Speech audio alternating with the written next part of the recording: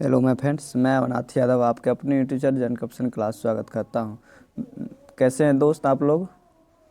उम्मीद करते हैं अच्छे होंगे। तैयारी भी आपकी अच्छी चलती होगी। चलिए आज हम कुछ रीजनिंग की टॉपिक लेके आए हैं, जिसमें है कैलेंडर। जो कि बहुत मेरे प्यारे साथी को कैलेंडर से परेशानी आती है। बहुत मेरे प्यारे ऐसे दोस्त हैं जिनको कैलेंडर का क्वेश्चन बनता नहीं है। आ जाते हैं तो वो एग्ज़ाम में भी जाते हैं या घर पे भी कहीं भी अपना सेट प्रैक्टिस करते हैं तो वो छोड़ देते हैं, क्योंकि उनको समझ में नहीं आता है। कभी पढ़े नहीं हैं या पढ़े हैं तो उनको अच्छी तरह से कंसेप्ट नहीं मिला है। तो चलिए आज हम सिर्फ कंसेप्ट की बात करेंगे। इस वीडियो में जो भी कैलेंडर की बात करेंगे वो सिर्फ कंसेप्ट होगा, क्वेश्चन एक भी नहीं होगा। क्वेश्चन हम जो अगले वीडियो से स्टार्ट करेंगे, अगले क्लास से जो स्टार्ट करेंगे क्वेश्चन की, देखिए आप कितने आसान होगा, कितने फास्ट बनेगा। आपको एक दो क्लास तो परेशानी आएगी, क्योंकि बहुत चीज़ आपको याद नहीं होगा, बहुत चीज़ आप समझे नहीं होंगे, इसलिए एक से दो क्लास आपको परेशानी आएगी। उसके बाद तीसरी क्लास से आपको सारी परेशानी ख़त्म हो जाएगी। तो चलिए हम शुरुआत करते हैं कैलेंडर की। तो कैलेंडर में हम सबसे पहले बात करें कैलेंडर है क्या। तो कैलेंडर कैलेंडर एक ऐसा चीज़ है, इसके द्वारा हम किसी भी वर्ष के दिवस अर्थात डेज, मास, सप्ताह के बीच संबंध जानकारी प्राप्त करते हैं। यह समय मापन की सबसे छोटी इकाई है। इसको हम समय मापन की सबसे छोटी इकाई कहते हैं। एक ही कैलेंडर में सारे चीज़ हम देख लेते हैं। चलिए उसके बाद है दिन। दिन क्या होता है? दिन, तो विभिन्न दिनों को हम 7 नामों से जानते हैं। जैसे कि आप लोग जानते हैं सप्ताह में 7 दिन होते हैं, उनमें सभी के नाम होते हैं, जैसे कि सोमवार, मंगलवार, बुधवार, बृहस्पतिवार, शुक्रवार, शनिवार और रविवार, अर्थात 7 दिन होते हैं। फिर रविवार से पुनः आप सोमवार पे चले आते हैं। उसके बाद होता है माह। माह क्या है? देखिए माह, जैसे कि आप लोग माह जानते हैं, माह आप जैसे कि जानते हैं माह होता है जनवरी, फरवरी। माह माने महीना, जिसको आप लोग शॉर्टकट भाषा में महीना बोलते हैं, महीना वही होता है माह। तो जैसे कि जनवरी, फरवरी, मार्च, अप्रैल, मई, जून, जुलाई, अगस्त, सितंबर, अक्टूबर, नवंबर, दिसंबर। इन माहों में दिनों की संख्या या तो दिन की संख्या 28 हो सकती है, या 29 हो सकता है, या 30 या 31। यही चारों होता है। चारों में से किसी भी महीने, जैसे कोई जनवरी है तो 31 दिन का होता है। फरवरी आएगा तो या तो अगर लीप वर्ष होगा तो 29 दिन का होगा, साधारण वर्ष होगा तो 28 दिन का होगा। उसी तरह 30 आप मार्च में जाएंगे तो 31 दिन का होता है, अप्रैल जाएंगे तो 30 दिन का होता है, मई जाएंगे तो 31 दिन का। यही होता है 30, 31, 28, 29। तो सिर्फ आप फरवरी में ही 28 या 29 दिन देखेंगे, बाकी में 30 या 31 दिन देखेंगे। ठीक है, चलिए जनवरी तो हम देखते हैं कौन कौन सी मंथली में 31 और 30 दिन का होता है। तो आप जनवरी आप यहाँ बात करेंगे तो जनवरी होता है। मार्च, मई, जुलाई, अगस्त, अक्टूबर एवं दिसंबर में 31 दिन का होता है। आप इसको अगर याद रखेंगे तो अच्छी बात है कि क्वेश्चन बनाने में आपको बहुत सारा टाइम नहीं लगेगा, क्योंकि आपको जनवरी पता होगा 31 दिन का है, तो हमें विषम दिन और डे निकालना पड़ेगा, तो हम 31 में 7 से भाग लगाएंगे। जैसे जुलाई आपको पता रहेगा 31 दिन का होता है, तो और डे निकालना है तो 28 में 7 से भाग लेंगे, 31 में 7 से भाग लेंगे। इसी तरह आपको सिर्फ इसको याद रखना है। तो आप याद रखेंगे जनवरी, मार्च, मई, जुलाई, अगस्त, अक्टूबर और दिसंबर में 31 दिन होते हैं। वो 31 दिन का होता है मंथली। हम दूसरे पॉइंट की बात करते हैं तो आप देखेंगे अप्रैल, जून, सितंबर और नवंबर 30 दिन का होता है। इस महीने में 30 दिन होते हैं, ये आप याद रखेंगे। और फरवरी में 28 या 29 दिन होते हैं। आप जानते हैं एक वर्ष में 365 या 66 दिन होते हैं। 365 दिन साधारण वर्ष होता है और 366 दिन लीप वर्ष होता है। अब उसी की बात हम आगे करेंगे, लीप वर्ष और साधारण वर्ष क्या है। तो हम बात करते हैं वर्ष 2 प्रकार के होते हैं। सबसे पहला तो आप जानते हैं साधारण वर्ष। साधारण वर्ष क्या है? तो साधारण वर्ष वह वर्ष है जिसमें 4 से पूरा भाग नहीं लगता है, अर्थात साधारण वर्ष कहलाता है। इसमें कुल 365 दिन होते हैं। 365 दिन होते हैं साधारण वर्ष में, 365 दिन होते हैं।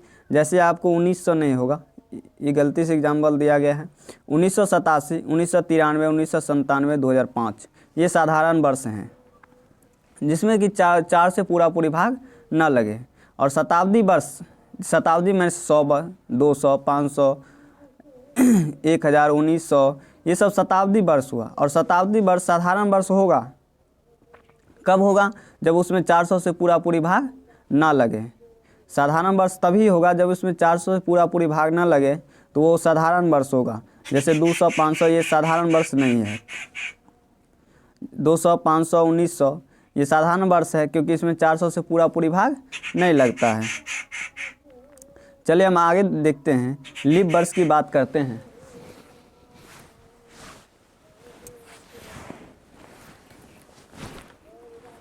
हम बात करते हैं लीप वर्ष की। तो देखिए लीप वर्ष क्या है।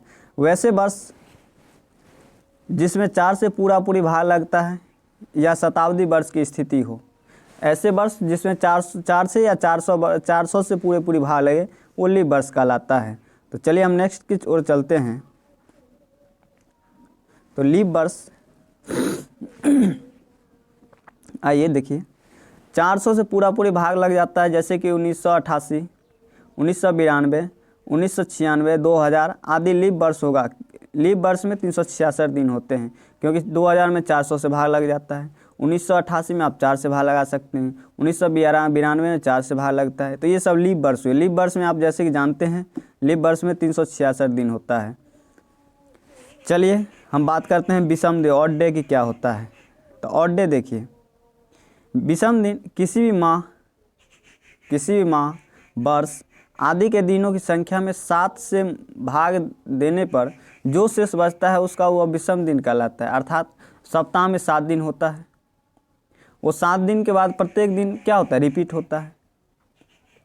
तो वो जो बचेगा वह विषम दिन कहलाता है। जैसे कि आप 0 दिन बचता है तो आप रविवार से शुरू करते हैं, 1 बचेगा तो सोमवार होगा, 2 बचेगा तो मंगलवार होगा। ये कोड है, ये आपको याद रखना पड़ेगा। अगर आप याद रखते हैं तो बहुत आसानी से आगे क्वेश्चन बनेगा। आप याद रखेंगे, 0 आएगा शेष तो रविवार बोलेंगे, 1 हुआ तो सोमवार हुआ, 2 होगा अगर मंगलवार, 3 बुधवार, 4 बृहस्पतिवार, 5 शुक्रवार और 6 शनिवार, और 7वां जब ही आएगा तो क्या होगा, पूरी विभाजित होगा, तो उसमें ऑड डे बचेगा नहीं, तो फिर वह रविवार हो जाएगा।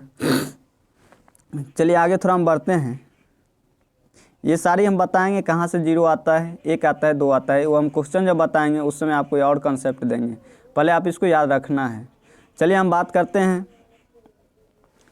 किसी भी दिन में 7 दिन जोड़ने या घटाने पर वही दिन प्राप्त होता है। जैसे कि जानते हैं आप सोमवार है, आज जैसे सोमवार है, आप 7 जोड़िए तो पुनः सोमवार ही आएगा। या अगर जैसे कि जानते हैं 15 फरवरी को अगर रविवार मान रहे हैं तो 15 में 7 घटाइएगा तो पुनः वह रविवार ही आएगा। इसलिए आपको याद रखना है, किसी भी दिन में 7 जोड़ने या घटाने पर वही दिन प्राप्त होता है। जैसे डायरेक्ट कभी पूछ दिया जाता है, जो क्वेश्चन बताएंगे पूछ दिया जाएगा, तो आप किसी भी दिन में डायरेक्ट क्या करेंगे, 7 जोड़ेंगे या 7 घटाएंगे तो वही दिन प्राप्त होगा। ठीक है। साधारण वर्ष का दूसरा आगे है, साधारण वर्ष का पहला और अंतिम दिन समान होता है। साधारण वर्ष जो भी होगा उसमें पहला और अंतिम दिन, जैसे कि 1 जनवरी और 1 दिसंबर, 31 दिसंबर, ये दोनों दिन समान होगा। 1 जनवरी और 31 दिसंबर ये दोनों दिन समान होगा। अगर ये रविवार होता है तो ये भी रविवार होगा, ये सोम होगा तो इस दिन भी सोम होगा। लेकिन लीप वर्ष में पहले वर्ष की तुलना में अंतिम दिन 1 दिन बढ़ जाता है। जैसे कि 1 जनवरी को अगर रविवार है तो 31 दिसंबर को सोमवार हो जाएगा, अर्थात 1 दिन बढ़ जाएगा। ये आपको याद रखना है, डायरेक्ट पूछ देगा कभी भी। बताइए 31 दिसंबर लीप वर्ष जो भी होगा, 1 जनवरी 2000 को सोमवार था तो 31 दिसंबर 2000 को क्या होगा। तो आप लोग एक जैसा ही जानते हैं लीप वर्ष है, और लीप वर्ष है तो 1 दिन बढ़ जाएगा, तो ये सोमवार होगा तो मंगलवार हो जाएगा। ये आप याद रखेंगे। डायरेक्ट सवाल कभी पूछ दे, नहीं तो आपको बहुत परेशानी आएगी। सभी का ऑड डे निकालेंगे, वो हम बताएंगे, बेसिक बताएंगे जब क्वेश्चन की शुरुआत करेंगे तो। चलिए हम आगे देखते हैं। कहता है साधारण क्रमागत वर्ष में किसी निश्चित तिथि के दिन की तुलना में उसके ठीक अगले वर्ष में उस तिथि को एक दिन 1 दिन बढ़ जाता है। अर्थात साधारण क्रमागत वर्ष अगर होगा, साधारण क्रमागत वर्ष होगा, जैसे कि 1987 है, 1988 होगा या 1989 है तो 1990 जो भी होगा, उसमें क्या होगा, अगले दिन वर्ष जो होगा क्रमागत होगा, उसके अगले दिन उसी डेट को जब हम निकालेंगे दिन तो 1 दिन बढ़ जाएगा। तो आप डायरेक्ट लिख सकते हैं, आपको अगर कंसेप्ट याद है।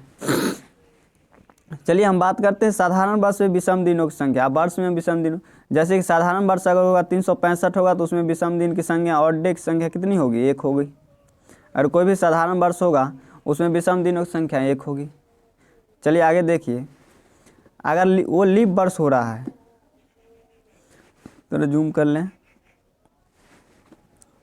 अगर वो लीप वर्ष हो रहा है तो उसमें साधारण जब अगर लीप वर्ष हो रहा है तो उसमें विषम दिनों की संख्या कितनी हो रही है वो देखिए। तो एक लीप वर्ष में विषम दिनों की संख्या 366/7। कभी भी हमें ऑड डे निकालना होगा तो 7 से भाग लेंगे, कुल डे में 7 से भाग लगाएंगे तो 2 आएगा। तो एक लीप वर्ष में, एक साधारण वर्ष में ऑड डे की संख्या 1, एक लीप वर्ष में ऑड डे की संख्या 2।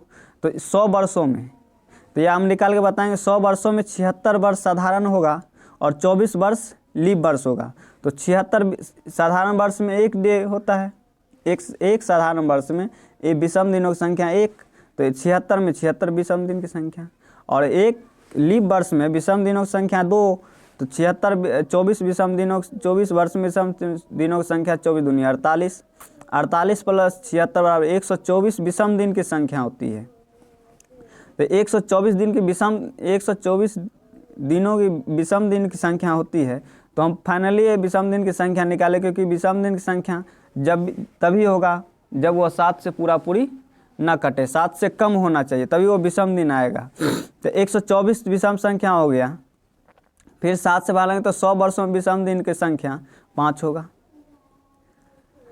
तो आप याद रखेंगे 100 वर्षों में विषम दिनों की संख्या 5 होगा, अर्थात शताब्दी वर्ष में 100 वर्ष में विषम दिन की संख्या कितनी, 5। तो 200 वर्ष में विषम दिन की संख्या कितना, तब बोलेंगे 5 से भाग 5 से गुना करेंगे तो 100 में 5, तो 200 में 10, तो 7 से लगेंगे तो 3। 300 वर्षों में विषम दिनों की संख्या 1, और 400 जब ही जाएंगे तो 5 का 20 दिन, तो चूँकि चौथी शताब्दी लीप वर्ष होता है तो वह एक दिन बढ़ जाता है, क्योंकि आप जैसे जानते हैं लीप वर्ष में उसी दिनों की संख्या एक दिन बढ़, लीप वर्ष में एक दिन बढ़ जाता है, 29 हो जाती है। तो ये हो जाएगा 20 + 1 = 21, किस्म 7, अर्थात चौथे वर्ष में लीप विषम दिनों की संख्या कितनी, 400 वर्षों के बाद विषम दिनों की संख्या 0 हो जाती है, इसलिए 400 बताएंगे क्वेश्चन पे। देखिए 400 वर्ष में विषम दिनों की संख्या 0, उसी तरह हम फाइनली चलते जाएंगे तो 800 वर्षों में विषम दिनों की संख्या 0, 1200 वर्षों में विषम दिनों की संख्या 0, 1600 वर्षों में विषम दिनों की संख्या 0, 2000 वर्षों में विषम दिनों की संख्या 0, इसी तरह चला जाएगा। चलिए हम बात करते हैं साधारण वर्ष के हुए महीने जिनके प्रथम दिन एक समान होते हैं, अर्थात साधारण वर्ष में किन किन महीने के प्रथम दिन जो होता है वो समान होता है।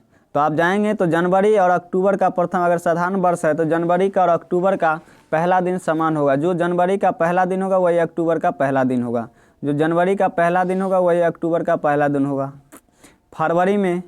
फरवरी का जो पहला दिन होगा वही मार्च और नवंबर का होता है, मार्च और नवंबर का होता है। जो अप्रैल का पहला दिन होता है वही जुलाई का होता है, जो सितंबर का होता है वही दिसंबर का होता है।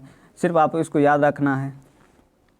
अगला देखिए लीप वर्ष में क्या होता है, तो जो जनवरी का हो तो वही अप्रैल और जुलाई दोनों का होता है, जो फरवरी का हुआ वही अगस्त का होगा। और नेक्स्ट क्वेश्चन की ओर चलें। जो मार्च का होगा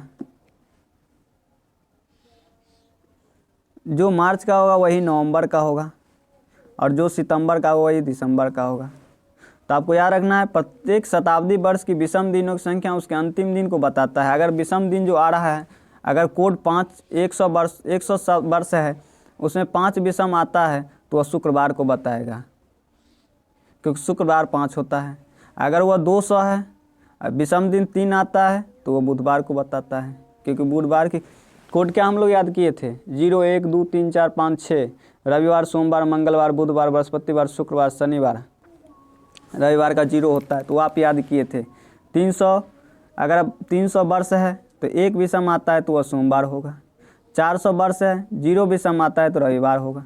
ये आपको याद रखना है। तो ये कंसेप्ट था, कुछ एक कंसेप्ट था जो कि आज हम बता दिए हैं। आपको क्या करना है, इसको सिर्फ याद करके रखना है। आपको ये याद ध्यान में रखना है। जब तक ध्यान में आप नहीं रखेंगे इसको, तो आपको अच्छी तरह से फिर तैयारी नहीं होगी। क्वेश्चन जब बनाएंगे आप तो फिर आपको क्वेश्चन अच्छी तरह से बनेगा नहीं। इसलिए आपको अच्छी तरह से इसको याद रखना है। जैसा जैसा बताएं वैसे आप ध्यान रखिए। चलिए तो आज तक के लिए इतना ही। तब तक के लिए आप लोग तैयारी करते रहिए। इसको अच्छी तरह से कंसेप्ट को देखिए क्योंकि कल जो हम क्वेश्चन की शुरुआत करेंगे तो बहुत ही फास्ट तरीके से क्वेश्चन आपको बनेगा। एक क्लास 2 क्लास आपको परेशानी आएगी, क्योंकि बहुत सारे चीज़ आपको याद नहीं होगा, ध्यान में नहीं होगा। तो आपको उसको एक दो बार 4 बार 5 बार कंसेप्ट को पढ़िए। सिर्फ कंसेप्ट पे ही आपको कैलेंडर बनेगा। कंसेप्ट नहीं है तो कैलेंडर नहीं बनेगा। आप वो उंगली पे गिन गिन के भर साल बनाते रहेंगे, भर दिन बनाते रहेंगे, आपको 2 से 4 क्वेश्चन से ज़्यादा बनने वाला नहीं है। इसलिए आप कॉन्सेप्ट को याद रखिए और आपको अच्छी तरह से बनेगा, ये हम पूरी उम्मीद करते हैं। तब तक के लिए धन्यवाद। तैयारी करते रहिए, स्वस्थ रहिए, मस्त रहिए। जय हिंद, जय भारत।